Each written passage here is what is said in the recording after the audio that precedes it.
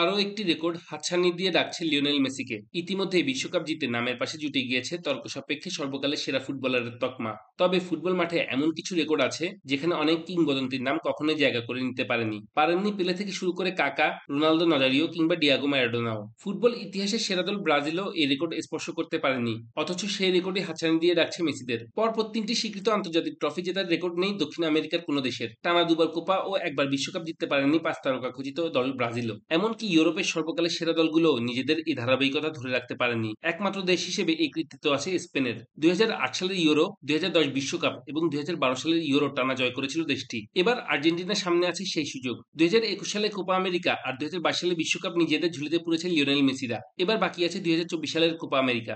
স্বপ্নের এই ট্রেবলের চক্র পূরণ করতে আর্জেন্টিনা দরকার আর একটি জয়। ১৫ জুলাইয়ের ফাইনাল জিতলেই ফুটবলের এই বিরল রেকর্ড স্পর্শ করবে আর্জেন্টিনা। ২০০৮ সাল থেকে শুরু হয় ফুটবলের স্প্যানিশ রাজত্ব। সেবার স্পেনের কোচ ছিলেন লুইস আরাগোনেস। অ্যাটলেটিকো মাদ্রিদের কিংবদন্তি কোচ ২০০৬ বিশ্বকাপে ভালো কিছু করে দেখাতে পারেননি। ২০০৮ সালে এসে দলকে খেলালেন একটু ভিন্নতা চেয়ে। আরাগোনেস খেয়াল করলেন তার দলে জাভি, ইনিয়েস্তা কিংবা জাভি আলোনসোরা বল পায়ে রেখে খেলতে পছন্দ করেন। সেবার খেলোয়াড়দের পছন্দের ট্যাকটিক্সে খেলা গিয়ে আরাগোনেসের হাত ধরে জন্ম নেয় টিকি টাকা ফুটবল, যে ফুটবল আগে কখনোই দেখেনি ফুটবল দুনিয়া। স্পেন দল খেললো চোখ ধাঁধানো ফুটবল। ২০০৮ সালে এসে ৪৪ বছর পর বড় শিরোপা জয় করলো স্পেন। এরপর লা রোহাদের কোচ হয়ে এলেন রিয়াল মাদ্রিদের কিংবদন্তি ভিনসেন্তে দেল বস্ক। রিয়াল মাদ্রিদের এই কিংবদন্তি কোচের স্পেন ঠিক কেমন ফুটবল উপহার দিয়েছিল তা কারোই অজানা নয়। ২০১০ সালের বিশ্বকাপে সে দলকে রাখা হয় সর্বকালের সেরাদের কাতারে। ইতিহাসে সবচেয়ে কম গোল দিয়ে বিশ্বকাপ জিতেছিল তারা, কিন্তু উপহার দিয়েছিল ইতিহাসে অমর হয়ে থাকার মতো ফুটবল। দেল বস্ক কেবল বিশ্বকাপ জিতে থামলেন না, ২০১২ সালের ইউরোটা জয় করলেন এই অভিজ্ঞ কোচ। প্রথমবার বিশ্বকে দেখালেন কোনো স্ট্রাইকার ছাড়া ৬ জন মিডফিল্ডার নিয়েও শিরোপা জেতা যায়। ২০১২ ইউরো ফাইনালে ইতালি বিধ্বস্ত হয় ৪-০ গোলে। স্পেনের সেই সর্বজয়ী দলটা ভেঙে যায় ২০১৪ সালে, আর সেখান থেকে একটু একটু করে জন্ম নিল আর্জেন্টিনার ফুটবলের নতুন এক প্রজন্ম। ১৪ এর ফাইনালে মারাকানায় আলবিসেলেস্তেদের হার দেখে মন ভেঙেছিল একঝাঁক কিশোরের। ২০১৮ বিশ্বকাপ ফুটবলে আর্জেন্টিনার বিদায়ের পর কোচ হলেন লিওনেল স্কালোনি।